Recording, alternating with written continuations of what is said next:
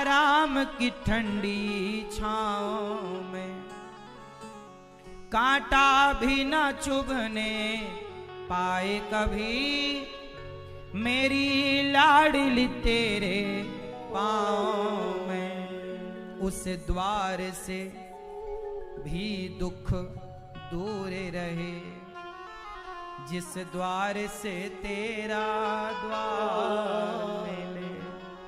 क्या बात कही है ना। ये जो गीत है ना, इसे रफी जी ने गाया। प्रणाम करता हूं मैं उस व्यक्ति को जिसने ये गीत लिखा है। एक ही गीत में एक बाप की सारी भावना, एक बाप का सारा आशीर्वाद भर दिया एक गीत।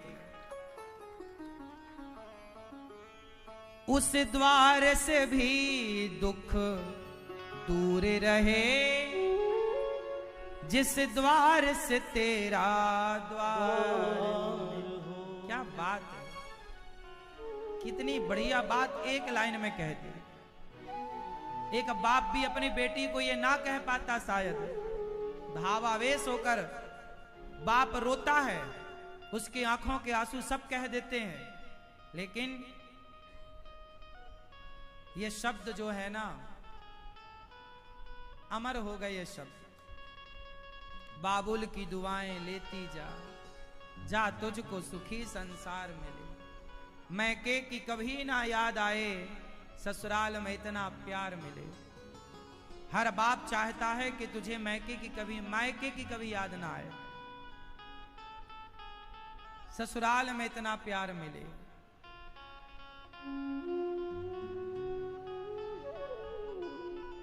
सीता मां जब विदा हुई तो जनक जी चरणों में गिर पड़े दशरथ जी के। महाराज मेरी बेटी कोई गलती कर दे तो क्षमा कीजिएगा। दशरथ जी पांव में गिर गए जनक जी के। अरे ये क्या कर रहे हैं आप, मुझे प्रणाम कर रहे हैं। जनक जी ने कहा लड़की का पिता लड़के के पिता को ही प्रणाम करता है, यही परंपरा चली आई है। दशरथ जी ने उठाया, जनक जी को हृदय से लगाया, कहा जनक जी ये बताओ कि देने वाला बड़ा होता है कि लेने वाला? बोलो कौन बड़ा होता है? देने वाला। और देने वाला तो लड़की का बाप है जो अपनी बेटी का कन्यादान कर रहा, दे रहा है। लड़के वाले तो लेने वाले हैं। दशरथ जी बोले बड़े आप हैं जनक जी कि आपने अपने जिगर का टुकड़ा बेटी अपनी मुझे दी है। जनक जी कह रहे हैं मेरी बेटी से कोई गलती हो जाए तो बेटी मानकर क्षमा कीजिएगा। दशरथ जी ने कहा मेरी भी एक बेटी थी, शांता उसका नाम था। मेरे मित्र को कोई संतान नहीं थी तो मैंने अपनी बेटी उसे दे दी। अब मैं आपकी जो बेटी लेकर जा रहा हूं उसे बहू की तरह ना रखूंगा जनक जी, उसे मैं अपनी बेटी की तरह रखूंगा। देखो जरा हमारे भारत के संबंध कितने अच्छे हैं। जब विवाह होता है ना, आप लोग सारा ठक्का ठाई आज के जमाने में बैठ के कर लेते हो। इतने कपड़े, इतना गहना, इतना जेवर, इतना कैश, इतना देना लेना पड़ेगा। आप कल आजकल ये बातें करते हो आप। लड़के का बाप पैसे को देखता है, कहां पैसे जो कहे थे तुमने, कहां 5 लाख, कहां 20 लाख, कहां वो पैसे, जेवर कहां है? अरे जेवर पैसे क्या करोगे?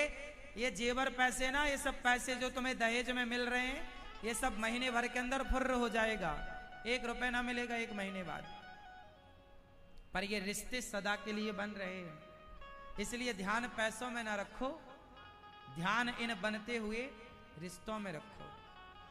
लड़की के पिता को कहना चाहिए लड़के के पिता से कि समधी जी मेरी बेटी कोई गलती करे तो अपनी बेटी जानकर क्षमा करना, ये कहना चाहिए लड़की के बाप को। और फिर लड़के का बाप इस पे उत्तर देगा कि समधी जी हमारी बेटी और आपकी बेटी ये कोई अलग थोड़ी है। जो व्यवहार मैंने एक बाप बनकर अपनी बेटी के साथ किया है, मैं बहू बनाकर नहीं बेटी मानकर ले जा रहा हूं। ये एक आश्वासन देना चाहिए लड़के के पिता को। और देखो हमारे यहाँ क्या रिश्ते होते हैं, समधी। लड़की का पिता लड़के का पिता क्या होते हैं आपस में, समधी। समधी का मतलब बताइए जरा पीले भैया, समधी का अर्थ बताओ, बैठे बैठे। समधी शब्द का अर्थ क्या है, किसे कहते हैं समधी? हु इज समधी?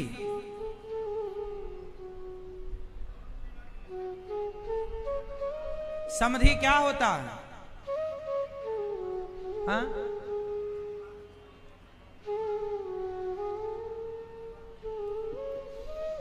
समधी का मतलब होता है समधी। धी मतलब बुद्धि। धी शब्द का अर्थ क्या है?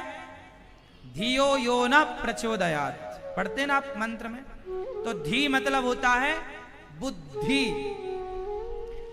धी मतलब बुद्धि, सम मतलब विचारों का समान होना। जैसे मेरे विचार आपके विचार से मिलते हैं। मैं भी कथा सुनता हूं, आप भी सुन रहे हैं। मैं भी एकादशी का व्रत करता हूं, आप भी एकादशी करते हैं। मैं भी वृंदावन से प्यार करता हूं, आप भी वृंदावन से प्यार करते हैं। तो हमारे और आपके विचार क्या हो रहे हैं? सम हो गए, मतलब मिल रहे हैं।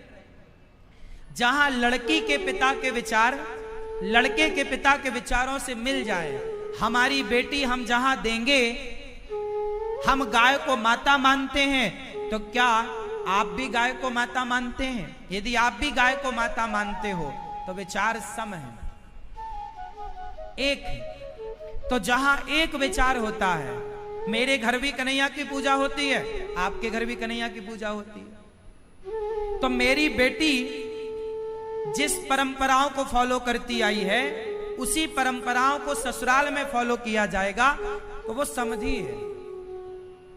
दोनों के विचार मिल गए ना। बेटी को आसानी होगी कि वो मायके में भी कृष्ण जन्माष्टमी की पूजा करती और ससुराल में भी कर रही है। मायके में भी दीपावली मनाती थी तो ससुर उसे अड़चन नहीं आएगी, क्योंकि सम है सब। तो जहां सब सम है वहीं ब्याह करना चाहिए, वही समधी है।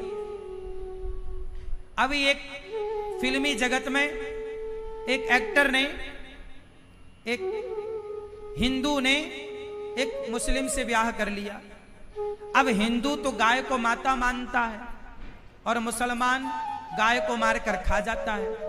तो जो गाय को माता मानते हैं और जो गाय को मारकर खाते हैं, तो क्या इन दोनों के विचार मिले?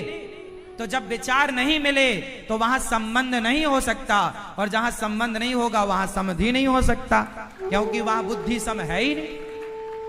इसलिए कहा है कि समधी सब नहीं हो सकते, समधी वही हो सकता है जहां हम दोनों के विचार मिले। मैं गाय को माता मानता हूं, आप भी मानते हो माता, तो हम दोनों के विचार सेम है। अब हिंदुओं के विचार से मुसलमानों का विचार नहीं मिल सकता। मिलाते चले आए हो तुम सैकड़ों सालों से, आज तक नहीं मिल पाए, और आगे 100 साल 1000 साल बाद भी हिंदू मुसलमान के विचार ना मिल पाएंगे। हिंदू का विचार गाय को माता मानने का है, मुसलमान का विचार गाय को मार के खा जाने का है। कैसे विचार मिल सकता है? कैसे मिलेगा?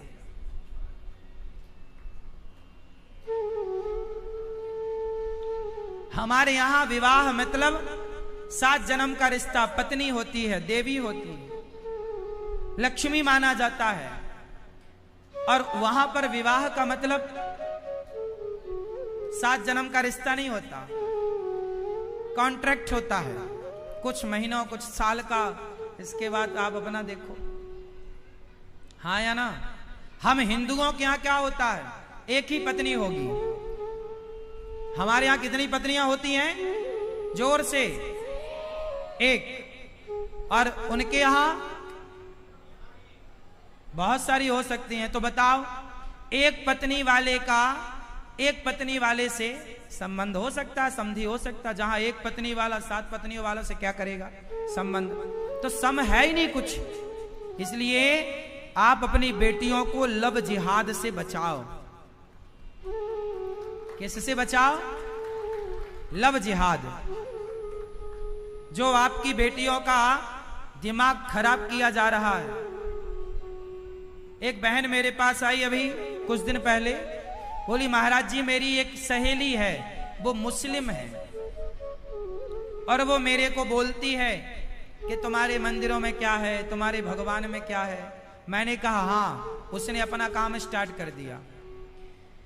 उन लोगों का काम है हिंदू लड़कियों से दोस्ती करना और हिंदू लड़कियों को भड़काना हिंदुओं के मंदिरों के भगवान के खिलाफ, और फिर अपने के प्रति एक विश्वास जगा देना और धीरे से ले जाके किसी मुस्लिम लड़के से सेट करा देना। वो लो हो गई।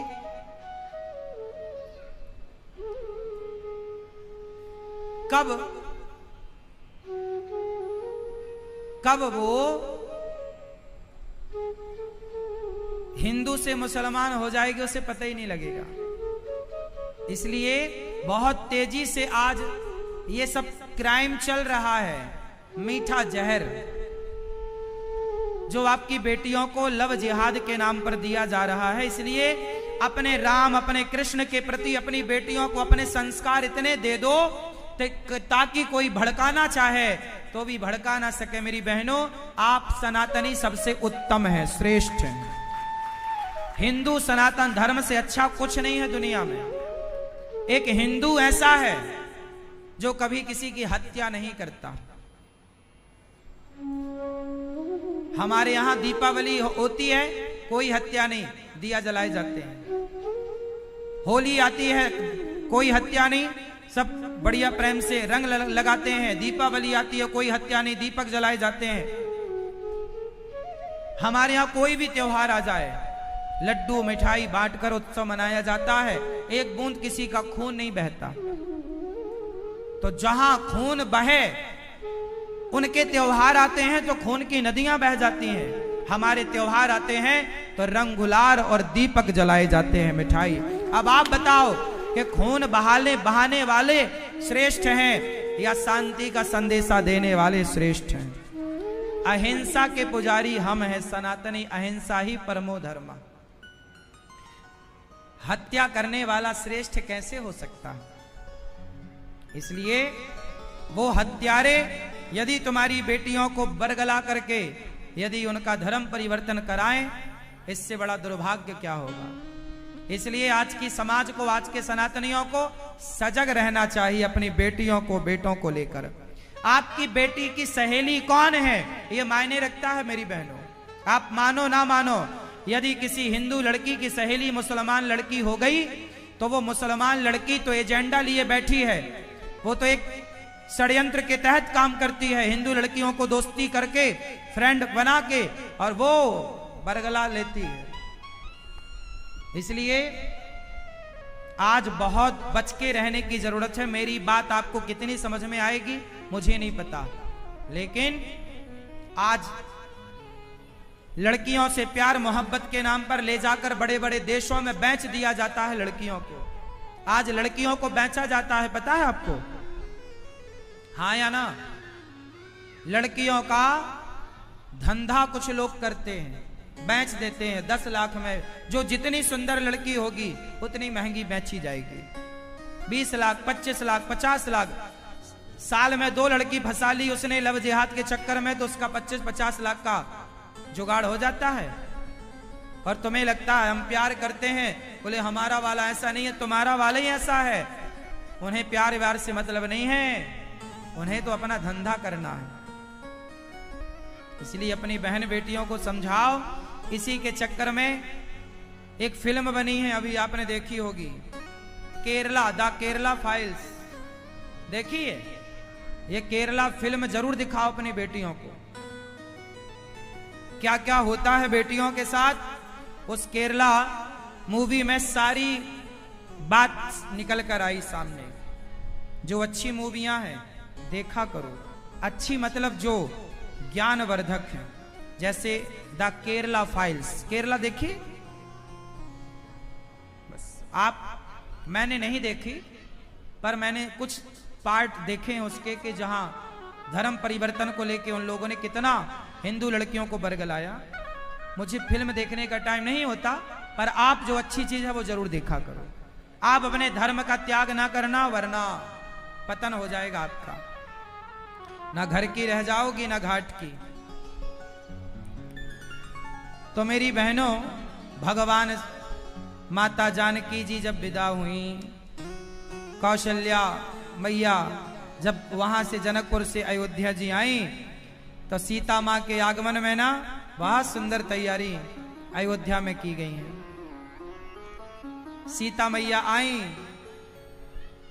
सिय रघुवर विवाहु जे, सब प्रेम गावहि सुनहि, तिन कहूँ सदा उछाओ, मंगलायतन राम जसु। जब अयोध्या में आए तो यहां से बाल कांड पूरा हुआ, अयोध्या कांड स्टार्ट हुआ। नीलाम्बुजश्याम मलकोमलांगम,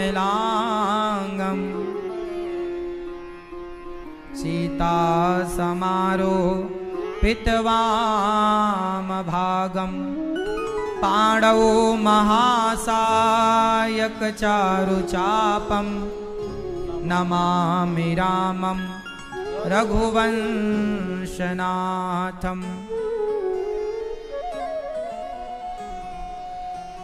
जब राम जी आए, श्री गुरु चरण सरोज रज, निज मन मुकुर सुधारि, वर्णौ रघुवर विमल जसो, जोदायक फलचारि। अब जब राम जी आए तो राम जी का उत्सव मनाया गया, विवाह उत्सव।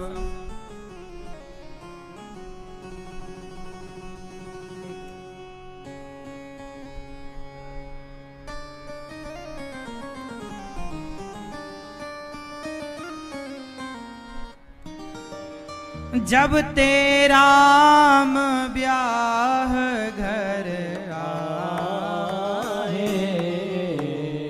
नित नव मंगल मोद बधाए।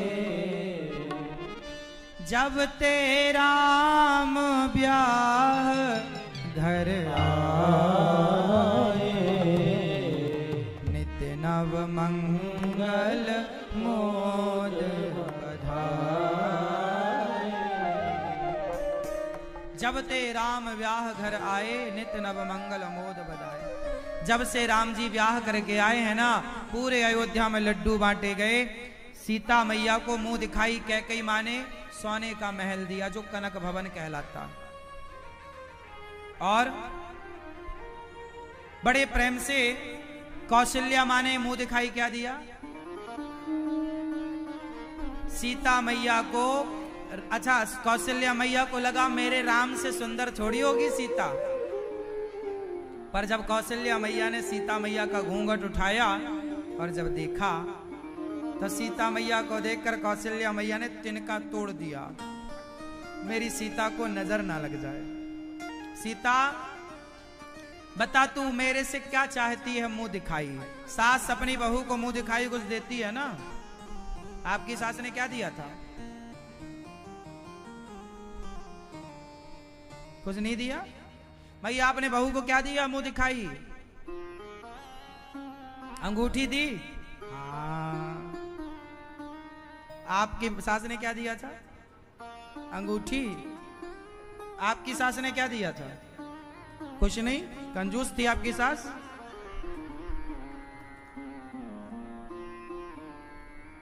आपकी सास क्या दी मुंह दिखाई? नथुनी है कि मैच खाई है? आपकी सास ने क्या दिया आपको? अंगूठी। सासें भी सस्ते में निबट जाती अंगूठी दे दे के। ये नहीं कि बढ़िया हार दें बड़ा सा। आपकी सास ने क्या दिया था? सब अंगूठी। लो है अभी अंगूठी सास वाली। सीता मैया जब आई तो कौशल्या माँ ने क्या दिया मुंह दिखाई? क्या दिया? कौशल्या मैया ने कहा सीता मैं तुझे क्या दूं, क्या नहीं है तेरे पास, आज मैं तुझे एक चीज देती हूं। क्या?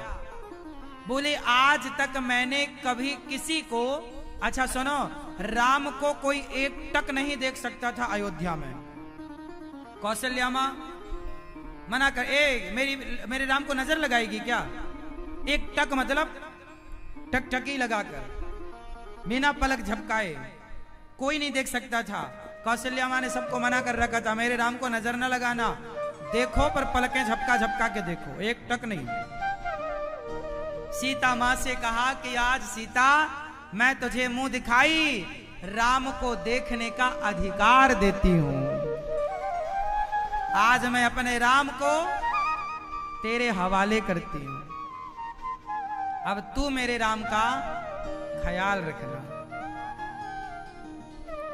देखो रिश्ते कैसे चलते हैं, समर्पण से। आजकल सास अपने बहू को क्या ताने मारती रहती है, मेरा बेटा मेरा बेटा मेरा बेटा। हाँ हाँ तेरी बेटा है, पड़ोसन का नहीं है, तेरे ही है। पर बहू को ये काहे बोल रही हो कि मेरा बेटा? बहू को पता है कि तुम्हारी है। कौशल्या मां ने कहा कि आज से ये राम सीता मैं अपने पुत्र को तुम्हें सौंपती हूं, तुम ख्याल रखना। मां को चाहिए, सास को चाहिए कि वो अपना बेटा ही अपनी बहू को दे दे पूर्ण रूप से। और बहू का धर्म क्या है कि वो अपनी सास से बेटा लेकर। अच्छा बताओ, आपकी सास का कोई एहसान है आपके ऊपर के नहीं? क्या एहसान किया आपकी सास ने आप पर? अंगूठी दी? क्यों? आपकी सास ने आप पर कौन सा एहसान किया है? हाँ मैया, आपकी सास ने क्या एहसान किया आप पर? हाँ अपना बेटा दे दिया। उनका बेटा लेके भी तुम कहती हो मेरी सास ने तो चम्मच तक नहीं दिया हमारा। आप बहुएं रोती हैं कि मेरी सास ने तो चम्मच तक नहीं दिया। एक बहू आई मेरे पास, भोली भटकी, बोली महाराज मेरी सास ने चम्मच तक नहीं दिया। मैंने कहा ये ले चम्मच, पति वापस कर। हाँ, रख चम्मच, चल वापस कर पति। बताओ आपकी सास ने आपको कुछ नहीं दिया? अरे अपने जिगर का टुकड़ा पति के रूप में आपको प्रदान कर दिया है, और क्या चाहिए? अब जब उसने आपको पति के रूप में अपना पुत्र दिया है तो आपका भी धर्म बनता है। सुनो, आपको कोई एक गिलास पानी देता है ना, आप उसका भी एहसान मानते हो? मानते हो? मानते हो? कोई आपको एक गिलास पानी देता है, उसका भी आप एहसान मानते हो। तो जिस सास ने आपको इतना बढ़िया पति दिया, उस सास का एहसान नहीं मानना चाहिए आपको? उस सास के तो रोज पांव धो धो के पीना चाहिए। बहुओं को रोज पांव में तेल लगाना चाहिए। मेरी सासू माँ आरती उतार, मेरी सासू माँ मेरी। नहीं, गाली और देती है कुछ बहुएं कि सास ने तो चम्मच तक नहीं दिया।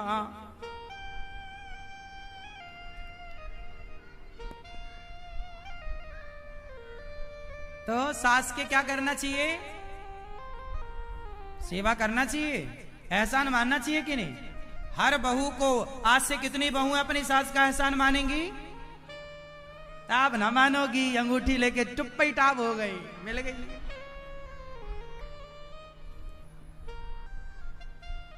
है सास गई?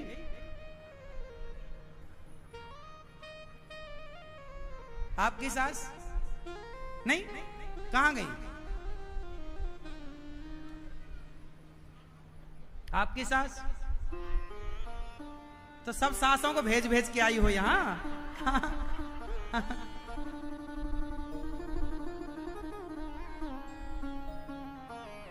सास की सेवा करना आपका कर्तव्य है या नहीं? तो आज से कौन कौन बहुएं सास की सेवा करेंगी? जिनकी हैं वो हाथ उठा के बताओ। सेवा करो। राम जी बहुत प्रेम से अपनी गृहस्थी में आ गए। सीता मैया अयोध्या जी में आनंद से, कौशल्या मैया सीता माँ को बढ़िया उनका महल दिखा रही हैं। ये तुम्हारा राम जी का कक्ष, राम जी का महल, सीता राम साथ में विराजे, लक्ष्मण जी अपनी पत्नी के साथ, भरत जी अपनी पत्नी के साथ, शत्रुघ्न जी अपनी अपनी गृहस्थी, राम लक्ष्मण भरत शत्रुघ्न जी अयोध्या जी में स्टार्ट करते हैं। एक दिन क्या हुआ, दशरथ जी कंघी कर रहे थे, बाल सुलझा रहे थे, तो दशरथ जी ने देखा कि श्रवण समीप भय सित केसा, मनहु जरठपनु अस उपदेशा। दशरथ जी ने देखा कि मेरे कान के पास कुछ बाल, कान के बाल, सिर के बाल कुछ सफेद पड़ गए। अच्छा, बाल सफेद हो गए, आपके बाल सफेद हो गए? आपके हो गए? दाढ़ी तो आपकी सफेद दिख रही है, मूछें काली है, ऐसा कैसे है भाई? कोयला पोत के आए हो कि मेहंदी?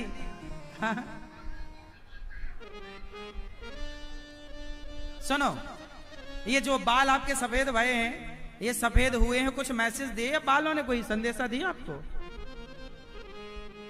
बताओ, बालों के सफेद होने के पीछे क्या मैसेज है? आपके भी बाल सफेद हो गए क्या? क्या मैसेज मिला आपको? बालों ने क्या समझाया आपको? हाँ, तो आप बूढ़े हो गए? मानते हो बूढ़ा अपने आप को? नहीं? हाँ? दशरथ जी ने कहा बाल पक गए हैं, मतलब बाल कह रहे हैं कि भैया मैंने अपना रंग बदल दिया, अब तुम भी अपना रंग बदलो, आप भी अपना रंग बदलो, मतलब आप भी काम क्रोध लोभ से मन हटाओ, और अब उम्र होन पड़ी है, अब मन धीरे धीरे सबसे हटाओ और मन ज्यादा से ज्यादा प्रभु के चरणों में। ये समय भजन करने का है, ये समय भगवान का चिंतन करने का है, तो ज्यादा से ज्यादा भगवान का चिंतन कीजिए। मानो ये बाल कह रहे हैं कि अब हमने अपना रंग बदल दिया, अब तुम भी अपना बदलो, अब संसार से थोड़ा मन हटाओ और ज्यादा से ज्यादा प्रभु में मन लगाओ। लेकिन आप लोग पोत के मेहंदी फिर काला कर लेते हो, बोले अभी तो हम जवान हैं।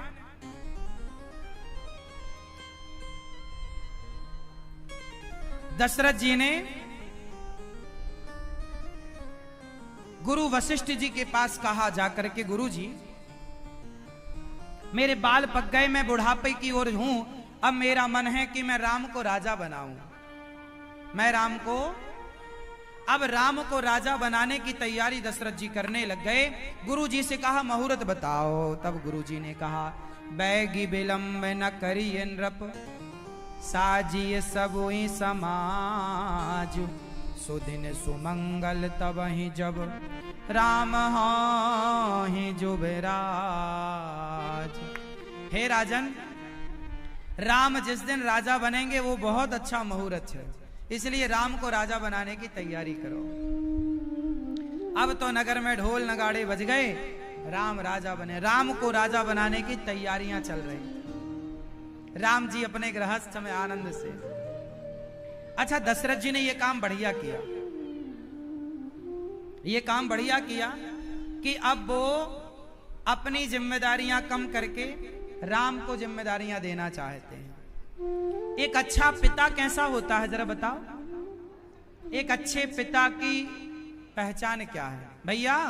चश्मा वाले भैया, एक अच्छा पिता कैसा होता है? बच्चों को संस्कार। एक अच्छा पिता कैसा होता है?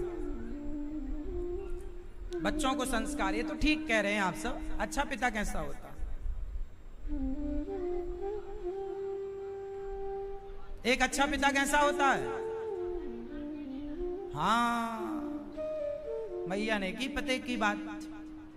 एक अच्छा पिता ऐसा होता है, संस्कार तो दे, ये तो है, लेकिन एक अच्छा पिता होता है जो बच्चों की पढ़ाई पूरे होते ही बच्चों के कंधे में जिम्मेदारी दे दे कि बेटा अब ये फैक्ट्री, अब ये दुकान, अब ये परिवार तुम्हें चलाना है, चला।